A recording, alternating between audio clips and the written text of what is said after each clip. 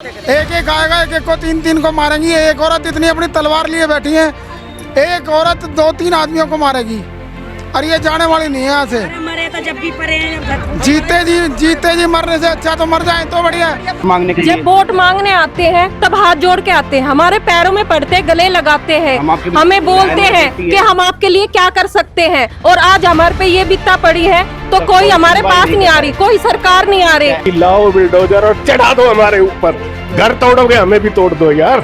हमें पहले है ना, हमने मरना पसंद है, अब हम यहाँ से जाएंगे नहीं। सोचिए, दिल्ली का इंटरनेशनल एयरपोर्ट और उसके ठीक बगल में एक पूरा गांव जो सदियों से बसा है, लेकिन अब हजारों लोगों के इन घरों पर, उनके पूरे भविष्य पर एक बहुत बड़ा संकट मंडरा रहा है। चलिए आज इस पूरे मामले की तह तक चलते हैं। ये सिर्फ शब्द नहीं है, ये उस दर्द और बेबसी की आवाज है जो मेहराम नगर का हर निवासी महसूस कर रहा है। ये लड़ाई अब सिर्फ घर बचाने की नहीं रही, ये अपने वजूद को बचाने की जंग बन गई है। तो मामला असल में है क्या?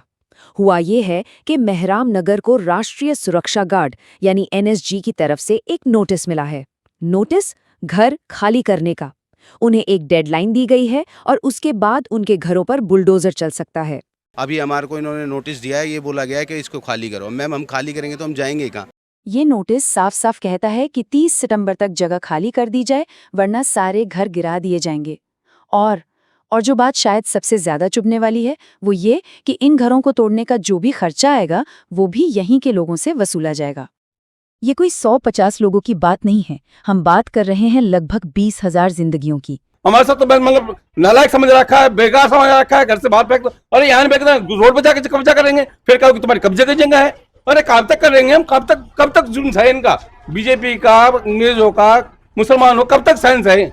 20,000 लोग, उनका काम, उनके बच्चों की पढ़ाई, सब कुछ एक झटके में दांव पर लग गया है।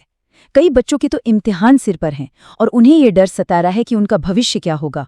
सर अगर ये मेहराम नगर तोड़ दिया जाएगा तो हमारी पढ़ाई कैसे होगी? हम पेपर नहीं दे पाएंगे, हम फेल हो सकते हैं और हमारा करियर खराब हो सकता है, इसलिए मेहराम नगर ना तोड़ा जाए।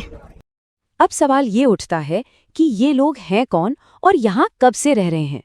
निवासियों का दावा है कि उनका इस जमीन से रिश्ता कोई आज या कल का नहीं बल्कि सदियों पुराना है। इतना पुराना कि इसकी जड़ें मुगल काल तक जाती हैं। उस टाइम पे राजा सूरजमल जाट जोधागोरी से लड़ने के लिए आया तो उसने पैमाना भेजा था लेडीज के है कोई मर्द जात हिंदू जो अपनी इस औरत को छुटा के लेके जाए। जब सूरजमल जाट आया था उसमें हमारी बालवी समाज ने पूरा सपोर्ट किया था। जरा इस टाइमलाइन पर गौर कीजिए। गांव मुगल काल में बसा, 1911 में इसे रिहायशी इलाके की मान्यता मिली। फिर आया साल 1965। भारत पाक युद्ध के दौरान सुरक्षा कारणों से पुराना गांव तोड़ा गया और सरकार ने खुद इन लोगों को आज की जगह पर लाकर बसाया। अब देखिए, दिल्ली कैंटोनमेंट बोर्ड एक ऐसा एरिया है, दिल्ली कैंट के अपने अलग रूल होते हैं, भारत सरकार के रूल अलग है, दिल्ली कैंटोन। अब हम उस समय कोई उनके साथ नेगोशिएट इसलिए नहीं कर सके क्योंकि इमरजेंसी लगी हुई थी। वहाँ हमारे राष्ट्रीय की बात थी, हमारा पाकिस्तान के साथ युद्ध चल रहा था। हम उस समय बताइए अपनी सरकार के साथ युद्ध करें या पाकिस्तान को फेस करें? एज ए नागरिक हमने उस समय अपनी भारत सरकार का साथ दिया। और फिर 1986 में पास की जमीन पर एनएसजी का गठन हुआ और आज वही एनएसजी कह रही है कि ये कब्जा अनअधिकृत है।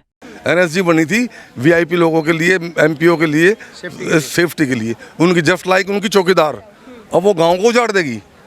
फोर्स गांव को उजाड़ती नहीं है, गांव को बसाती है। ये ऐसी फौज आ रही है कि गांव को उजाड़ने में लग रही है। और यही बात यहाँ के लोगों को सबसे ज्यादा चुभ रही है। उनका कहना है कि वो कोई बाहर से नहीं आए हैं, वो इसी देश के नागरिक हैं जिनकी 7-7 पीढ़ियां इसी मिट्टी में गुजर गईं।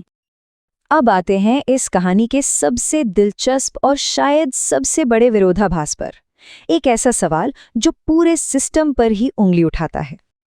देखिए, एक तरफ सरकार के दस्तावेज कहते हैं कि ये लोग अनधिकृत कब्जाधारी हैं, इलीगल इंक्रोचर्स हैं, लेकिन दूसरी तरफ हकीकत ये है कि इन्हीं लोगों के पास वोटर आईडी कार्ड हैं। ये हर चुनाव में वोट डालते हैं और तो और ये सरकारी विभागों को किराया, पानी का टैक्स और सफाई का चार्ज भी देते हैं। मांगने के जब वोट मांगने आते हैं तब हाथ जोड़ के आते हैं, हमारे पैरों में पड़ते, गले लगाते हैं, हमें बोलते हैं कि हम आपके लिए क्या कर सकते हैं, और आज हमारे पे ये बित्ता पड़ी है तो कोई हमारे पास नहीं आ रही, कोई सरकार नहीं आ रही, हमारे घर तोड़ने की नौबत आ रही, हमें रात दिन टेंशन हो रही है, हम सो नहीं पा रहे बिल्कुल भी। हमारे बच्चे तक के भी ये कह रहे कि मम्मी हमारा घर टूटेगा, हम कहाँ जाएंगे, हम कहाँ रहेंगे।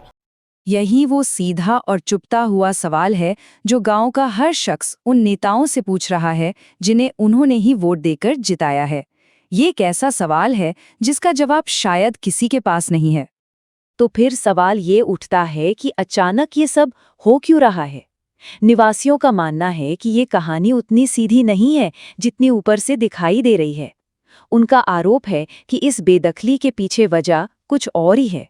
दोस्त है ये प्राइम लैंड है, ये गांव ऐतिहासिक और प्राचीन गांव है। अब ये गांव एयरपोर्ट के आसपास आ गए, इनकी कीमत बहुत सारी अरबों रुपए की हो गई है। सरकार की गंदी नजर इन गांवों पर है। उनका मकसद ये है कि इस लैंड को खाली करा के इन गरीब लोगों से, विशेष रूप से वंचित दलित समाज के लोग ये हैं, इनकी लैंड खाली कराकर यहाँ पूंजीपतियों को, बड़े बड़े धन्ना सेठ साहूकारों को, एयरपोर्ट जैसे अडानी को बेचा हुआ है, उसी को ये लैंड एक्सपेंशन करने के लिए दी जाएगी। अरबों रुपए की लैंड अडानी को 1 रुपए गज के हिसाब से सरकार बांट रही है। लोगों का पहला आरोप है कि ये गांव अरबों रुपए की प्राइम लैंड पर है। उनका ये भी कहना है कि अडानी ग्रुप जैसे बड़े कॉर्पोरेट के फायदे के लिए एयरपोर्ट विस्तार की एक योजना है और उसी के लिए जमीन खाली कराई जा रही है। कुछ लोग ये भी आरोप लगा रहे हैं कि क्योंकि यहाँ ज्यादातर आबादी दलित और ओबीसी समुदाय की है, इसलिए उन्हें जानबूझकर निशाना बनाया जा रहा है। और आखिर में वो महसूस कर रहे हैं एक तरह का राजनीतिक धोखा उन नेताओं से जो वोट मांगने तो आए थे पर आज इस मुसीबत में चुप हैं। ये वो गुस्सा है, वो दर्द है जो यहाँ के लोगों को महसूस हो रहा है। मांगने के लिए जब वोट मांगने आते हैं तब हाथ जोड़ के आते हैं, हमारे पैरों में पड़ते, गले लगाते हैं, हमें बोलते हैं कि हम आपके लिए क्या कर सकते हैं, और आज हमारे पे ये बित्ता पड़ी है तो कोई हमारे पास नहीं आ रही, कोई सरकार नहीं आ रही, हमारे घर तोड़ने की नौबत आ रही, हमें रात दिन टेंशन हो रही है, हम सो नहीं पा रहे बिल्कुल भी। लेकिन क्या मेहराम नगर के लोग हार मान रहे हैं? बिल्कुल नहीं। ये समुदाय अब चुपचाप सब कुछ सहने के मूड में नहीं है। वो इस नोटिस से लड़ने के लिए एकजुट हो रहा है और एक बड़े टकराव की तैयारी कर रहा है।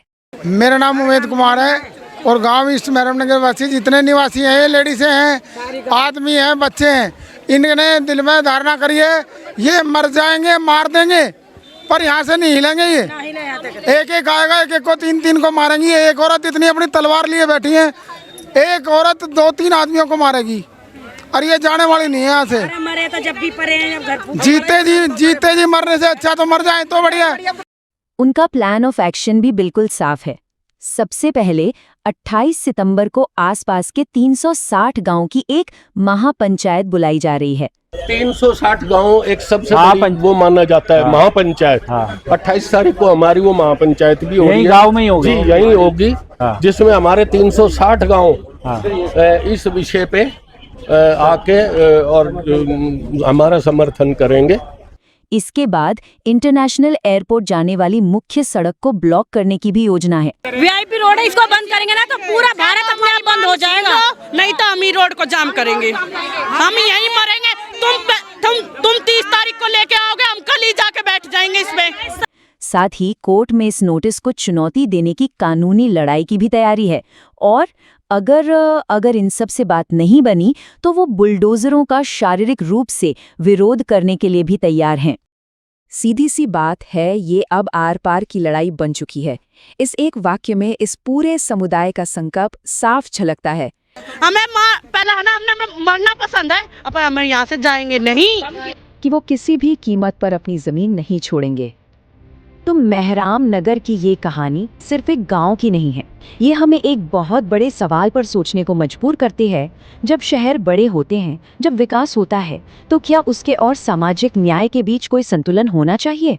और सबसे बड़ा सवाल, जब कोई शहर तरक्की करता है तो उसकी असली कीमत आखिर चुकाता कौन है?